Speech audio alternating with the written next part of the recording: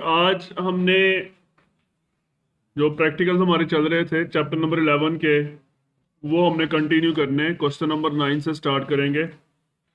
Question number 9 में लिखा है कि a year is a leap year if it is divisible 4। ये डिविजिबल बाई 4 आना था यहाँ पे, बी वाई। डिविजिबल बाई 4 का मतलब क्या है कि वो 4 से पूरा पूरा डिवाइड हो रहा हो और रिमाइंडर 0 आ रहा हो। Except that any year divisible by 100 is a leap year only if it is divisible by 400। अभी मैं आपको एक्सप्लेन कर देता हूँ। Right a program that inputs a year such as 1996, 1800, 2010 and displays leap year if it is a leap year, otherwise displays not a leap year। Leap year कौन से होते हैं? जिसमें जो फरवरी का महीना है वो 29 डेज का होता है और ये हर 4 साल बाद आता है। ठीक है, अब इस वक्त 2023 चल रहा है ना, तो 2024 जो अगला साल होगा वो उसमें जो फरवरी है वो 29 दिन का होगा और 2020 भी लीप ईयर था। ठीक है, तो लीप ईयर की पहले लॉजिक आप समझ लें। आमतौर पे हम कहते हैं जी कि जो ईयर 4 से पूरा पूरा डिवाइड हो रहा हो वो लीप ईयर है। ये कुछ हद तक ठीक है, लेकिन ये कंप्लीट दुरुस्त लॉजिक नहीं है। ये कंप्लीट लॉजिक क्या है इसकी कि या तो वो पूरा पूरा डिविजिबल हो बाई 400 से पूरा पूरा डिवाइड हो जाए, लाइक 1600 पूरा पूरा डिवाइड हो जाएगा, 2000 पूरा पूरा डिवाइड हो जाएगा, 2400।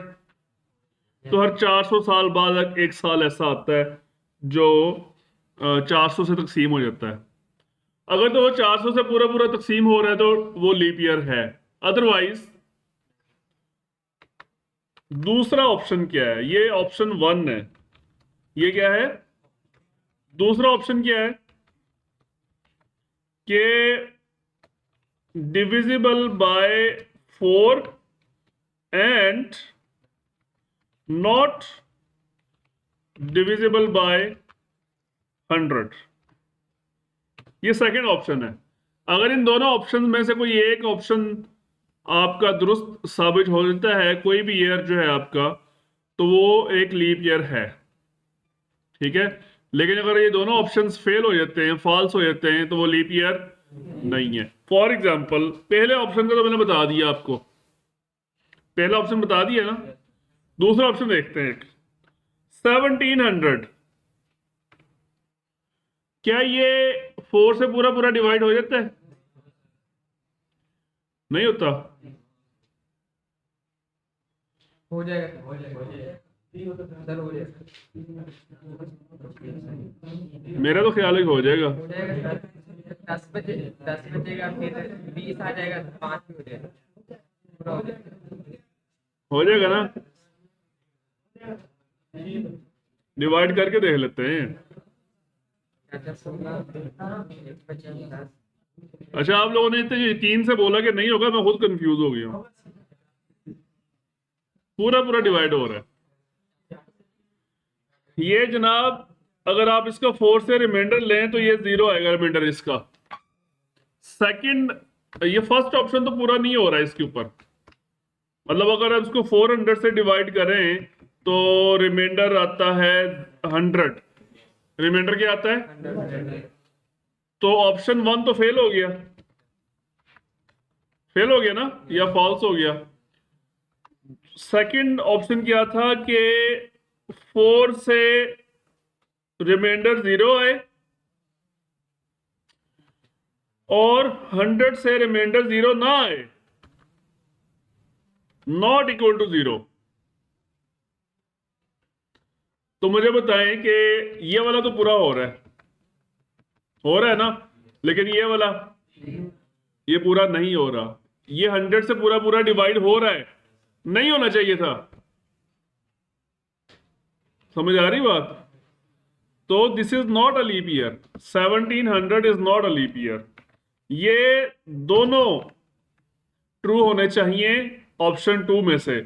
तो ये तो ट्रू हो रहा है, ये फॉल्स हो रहा है, तो ओवरऑल जो रिजल्ट है वो फॉल्स ही आएगा। समझ आ रही है?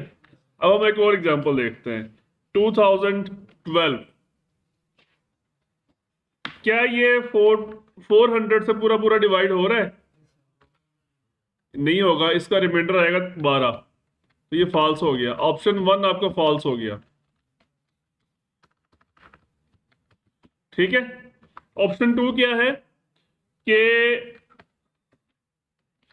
4 से पूरा पूरा डिवाइड हो रहा है, पूरा पूरा डिवाइड हो रहा है। और दूसरा ऑप्शन क्या है?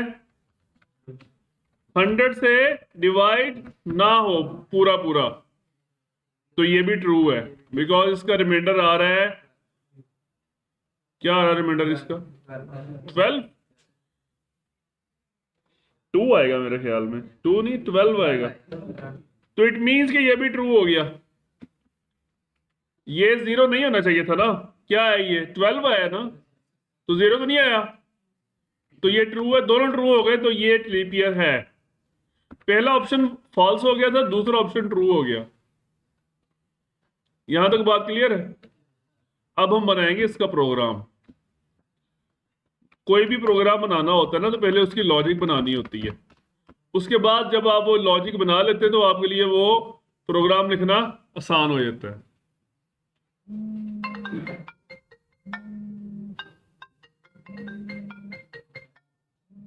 नासिर दी कॉल आ रही है, ਉਹਨੂੰ ਪੁੱਛੋ ਕੀ कहना है। हमने एक वेरिएबल बनाया ईयर, और इसको पहले इनपुट लेंगे। इनपुट लेना आता है ना? Enter any year, scanf %d address of year, input हो गया। अब हमने अगला काम क्या करना है कि वो लॉजिक लगानी है कि क्या ये लीप ईयर है या नहीं है। तो हम लॉजिक लगाते हैं, इफ की ओपनिंग क्लोजिंग ब्रैकेट्स, राउंड और कर्ली ब्रैकेट्स। ठीक है, हम यहां लिखते हैं ईयर रिमाइंडर 400 इक्वल टू 0। अगर ईयर का रिमाइंडर 400 से 0 है, या ये दो सिंबल जो लगाएंगे किसकी सिंबल है? और, या जिसका एंड होता है इसी तरह और होता है। जो दूसरा ऑप्शन है वो हमने उसके अंदर फर्दर दो कंडीशंस हैं, तो उसके लिए हम ब्रैकेट लगाएंगे ऐसे कि दूसरा ऑप्शन क्या था कि 4 से उसका रिमाइंडर 0 आ जाए और 100 से रिमाइंडर 0 ना आए। ये जनाब लॉजिक लग गई एक लाइन के अंदर। तो ये आपका ऑप्शन 1 है, और ये पूरा ब्रैकेट्स के अंदर ये ऑप्शन 2 है। समझ आ रही है? तो अगर इन दोनों ऑप्शन में से कोई एक भी ऑप्शन दुरुस्त हो जाता है, तो हम क्या मैसेज प्रिंट करवाएंगे? Print F it is a leap year. ये ब्रैकेट्स की जरूरत नहीं है क्योंकि लाइन जस्ट 1 है। एल्स अगर ये दोनों ऑप्शन ही फेल हो जाते हैं, फिर it is not a leap year. समझ आ गई? अब हम इसको रन करते हैं। फर्स्ट ऑफ ऑल 1600 चेक करते हैं। ठीक है, अब 1700 चेक करते हैं। हमने जो भी एग्जांपल ली थी उसमें ये क्या साबित हुआ था? It is not a leap year. ठीक है, और 2000 और 2012 और 2023 ये जो चल रहा है, और 2024 it is a leap year. ठीक है, बन गया प्रोग्राम। इसको मैं सेव एज कर लेता हूँ। Question chapter 11 question 9.c। और उसके बाद नेक्स्ट क्वेश्चन है right a program that inputs temperature and displays a message according to the following data. वो कह रहा है टेम्परेचर की वैल्यू इनपुट करें और डाटा उसने कुछ दिया है, उसके मुताबिक मैसेज शो करवाना है। क्या डाटा दिया है कि अगर टेम्परेचर की वैल्यू 35 से ग्रेटर होगी तो क्या मैसेज आना चाहिए? Hot day. अदरवाइज अगर मैसेज की टेम्परेचर की वैल्यू बिटवीन 25 एंड 35 इंक्लूसिव होगी, इंक्लूसिव का मतलब है शामिल है, 35 भी शामिल है, तो फिर मैसेज क्या होना चाहिए? Pleasant day. और अगर वैल्यू 25 से कम है तो फिर मैसेज क्या आना चाहिए? Cool day. तो हम इसका प्रोग्राम बनाते हैं। Chapter 11 question 10.c। तो हम पहले इसका क्राइटेरिया लिख लेते हैं। क्राइटेरिया क्या है इसका, इसको हम लिख लेते हैं कमेंट्स के अंदर कि अगर टेम्परेचर की वैल्यू 35 से ग्रेटर है तो फिर क्या मैसेज आना चाहिए? Hot day. अगर टेम्परेचर की वैल्यू बिटवीन 25 एंड 35 है तो फिर क्या मैसेज आना चाहिए? Pleasant day. अगर टेम्परेचर की वैल्यू लेस देन है 25 से तो फिर क्या मैसेज आना चाहिए? तो ये हमने उसका लॉजिक क्रिएट कर ली। अब हम बनाते हैं इसका प्रोग्राम। हमें एक वेरिएबल चाहिए, उसका नाम आप रख लें टी, रख लें आप चाहे तो, और उसको इनपुट ले लें। Enter value of temperature. ठीक है, ये जनाब इनपुट हो गया। अब हम लगाएंगे इसकी कंडीशंस कि if temperature is greater than 35 तो फिर क्या मैसेज आएगा? Hot day. Otherwise else if temperature is greater than equal to 25 and temperature is less than equal to 35, ये हमने दोनों चीजें लगा दी। बिटवीन 25 एंड 35 को आप ऐसे लिखेंगे कि या तो वो 25 से ग्रेटर हो और या उसके इक्वल हो, और उसकी वैल्यू 35 से कम हो या उसके इक्वल हो। हमने रेंज इंक्लूसिव में आप ये इक्वल टू भी लगाना है। इंक्लूसिव का वर्ड लिखा था ना उसने, उसमें इक्वल भी लगाएंगे। अगर इंक्लूसिव ना लिखा होता, एक्सक्लूसिव लिखा होता, तो फिर ये इक्वल ना आता यहाँ पे और यहाँ पे। Pleasant day else print F cool day. Else में हमने कंडीशन नहीं लगाई क्योंकि इसके अलावा कोई और ऑप्शन ही नहीं है। कंडीशन लगा दे तो अच्छी बात है, ना लगाए तब भी कोई मसला तो नहीं है। इसके अलावा और टेम्परेचर की वैल्यू हो ही नहीं सकती, या तो 35 से अबव होगी, या 25 से 35 के दरमियान होगी, या उससे नीचे होगी। और कोई ऑप्शन है? कंडीशन लगाए तो अच्छी बात है, अदरवाइज ना भी ले कोई मसला नहीं है। एरर आ गया जी, प्रिंट एफ के स्पेलिंग गलत है।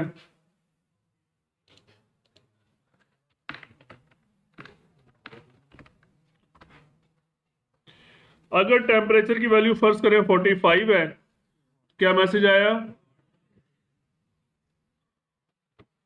अगर टेम्परेचर की वैल्यू फॉर एग्जांपल 31 है तो क्या मैसेज आया? इसी तरह अगर टेम्परेचर की वैल्यू फॉर एग्जांपल 20 है तो क्लियर।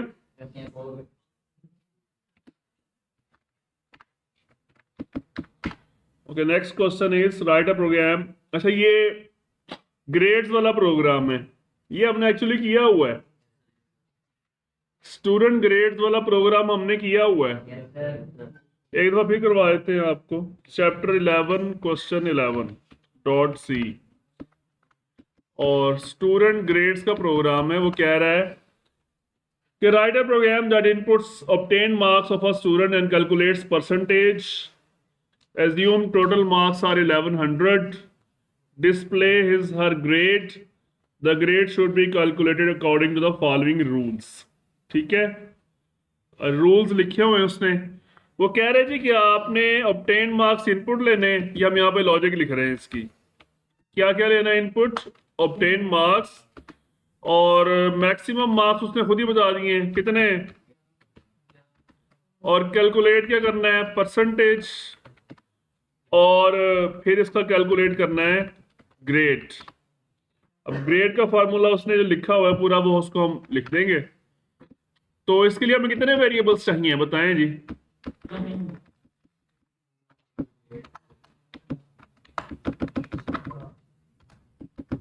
हमें चाहिए इंट ऑब्टेन मार्क्स, ठीक है, और परसेंटेज आएगी आपकी फ्लोट में,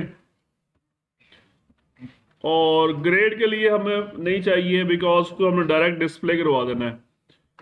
मैक्सिमम मार्क्स के लिए हमें चाहिए एक वेरिएबल मैक्स, इसको आप बना दे कॉन्स्ट। क्या बनाना है इसको, कॉन्स्ट का मतलब क्या है, इसकी वैल्यू चेंज नहीं हो सकती ना, इसकी वैल्यू भी साथ ही लिख दिया।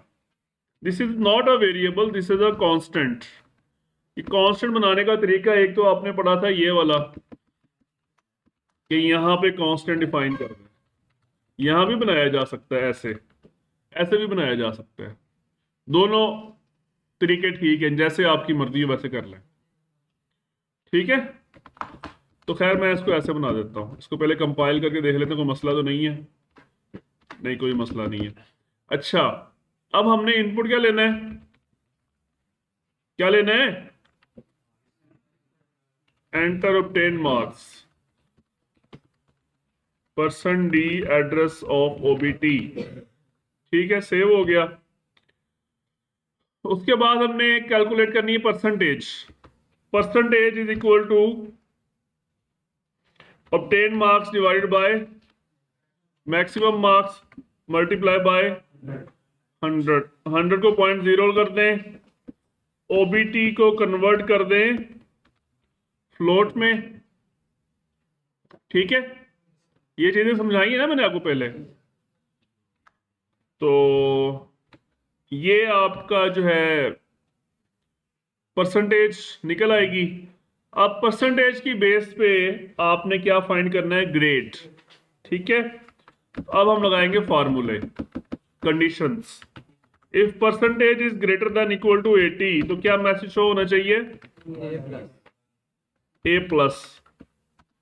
Otherwise if percentage is greater than equal to 70 and percentage is less than 80, percentage is, यहां पे इक्वल टू नहीं लगाया, क्यों नहीं लगाया, क्योंकि इक्वल टू तो यहां पे लगा दिया ना। अगर किसी की 80% है तो उसको ये वाला मैसेज मिलेगा ना, तो यहां पे इक्वल टू लगाने की जरूरत नहीं है, जिसकी 80 से कम होगी वो इस रेंज के अंदर आएगा, ठीक है। तो इस रेंज पे कौन सा ग्रेड है, देखिए उसने इंक्लूसिव का वर्ड लिखा है शुरू वाले नंबर के साथ, 80 के साथ नहीं लिखा, क्योंकि 80 इंक्लूसिव नहीं है, 80 से कम है, ठीक है। एल्स इफ, अगला क्या है क्राइटेरिया, 60 एंड यहां पे लेस देन आएगा, यहां पे इक्वल नहीं आएगा। और इस पे क्या ग्रेड है, else if P is greater than equal to 50 and P is less than 60, तो इस सूरत में क्या ग्रेड आएगा, C। Else if P is greater than equal to 40 and P is less than 50, तो इस सूरत में क्या ग्रेड आएगा। उसके बाद 33 से 40 इस सूरत में, और अगर ये इनमें से किसी में भी नहीं आता तो फिर आखिरी ऑप्शन क्या है, एल्स।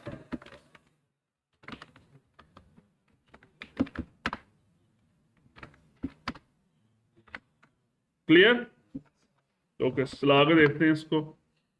ऑब्टेन मार्क्स मैंने लिख दिए 200, कौन सा ग्रेड आएगा?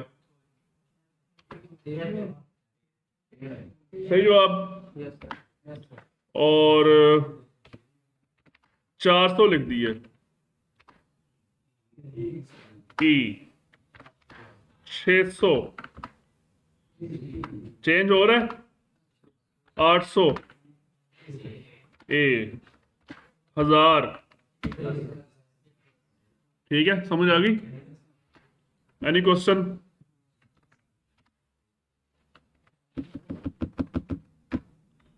नेक्स्ट लास्ट क्वेश्चन इस चैप्टर का।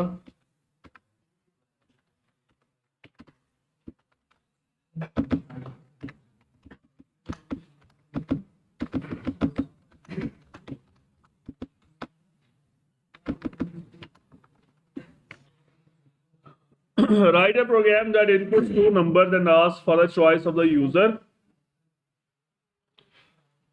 दो नंबर इनपुट लेने हैं और यूजर की चॉइस का पूछना है। If the user enters 1 then display the sum of numbers. If user enters 2 then display result of the subtraction of the number. 3 पे मल्टीप्लाई, 4 पे divide.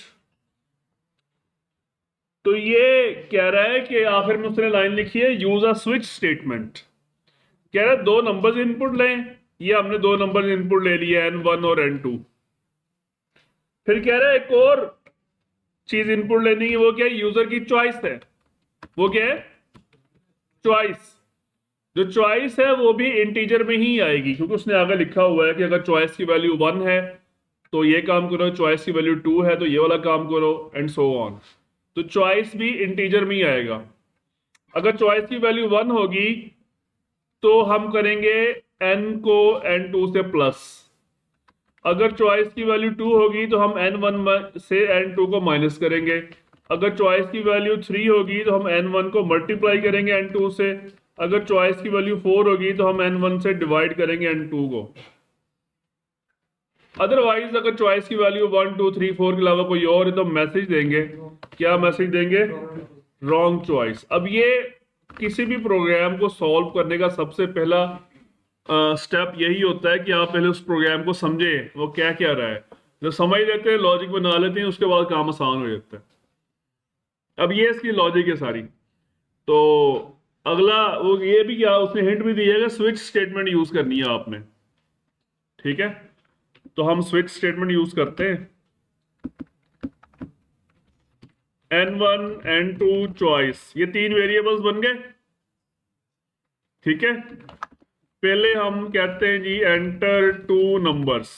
Enter two numbers, scanf %d address of n1 address of n2।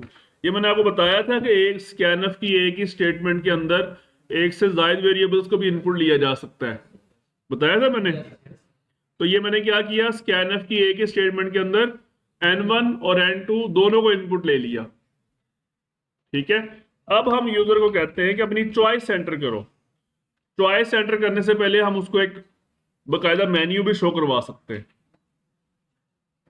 Menu कैसे show करवाएंगे देखिए, हम थोड़ा सा इसको programme को लशपश कर लेते हैं। ठीक है, हम एक हेडिंग लगाते हैं ऐसे, \n लगा दिया, printf सिंपल कैलकुलेटर। ठीक है,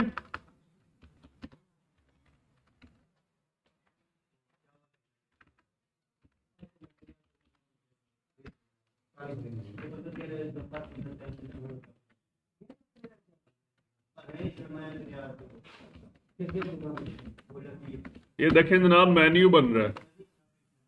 होटल गए कभी? होटल वहां पे मेन्यू होता है, ये भी समझ लें मेन्यू है। इसमें यूजर के पास ऑप्शंस होंगे, यूजर कोई एक ऑप्शन प्रेस करेगा। एटीएम मशीन यूज करने वालों को भी पता है, वहां पे मेन्यू आता है सामने।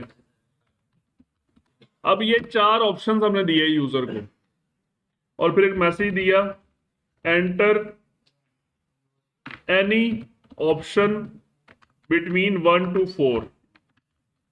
ठीक है, और नीचे हमने इनपुट ले लिया scan F %d address of choice variable. कौन सा वेरिएबल? चॉइस। अच्छा, ये जो नंबर्स इनपुट लिए इनको हम ऊपर रख देते हैं, इसको हम रख देते हैं ऊपर, यहां पे। और ये जो है इसको भी हम ऊपर रख देते हैं।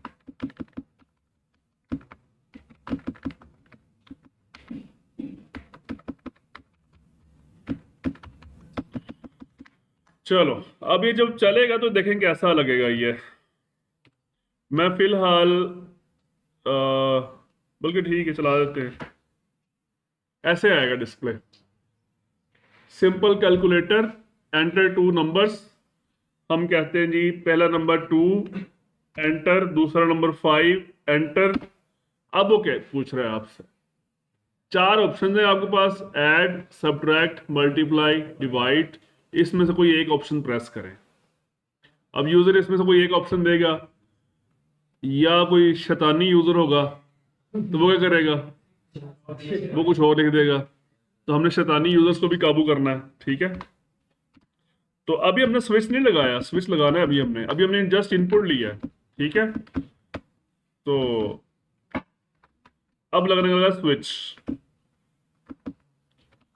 स्विच करो किसको? चॉइस के वेरिएबल को। चॉइस के वेरिएबल को चेक करो कि यूजर ने उसकी क्या वैल्यू दी है। देखो, उसने उसकी वैल्यू 1 तो नहीं दी, केस 1। अगर उसने उसकी वैल्यू 1 दी है तो हम एक मैसेज देंगे,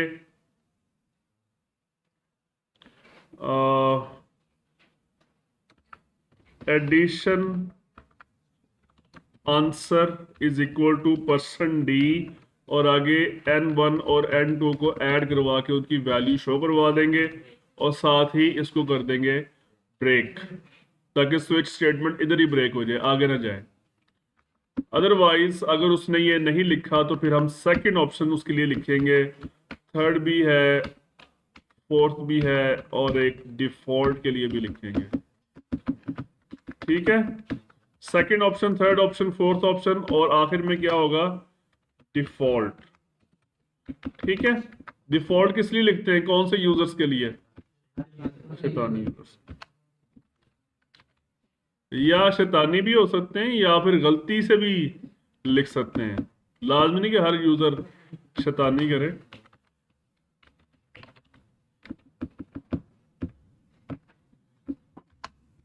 क्या कहते हैं, गलती से मिस्टेक हो जाती है। आखिरी जो केस है उसके बाद आपको ब्रेक लगाने की जरूरत नहीं है। क्या मैसेज देना है वहां पे? Wrong choice, save, run.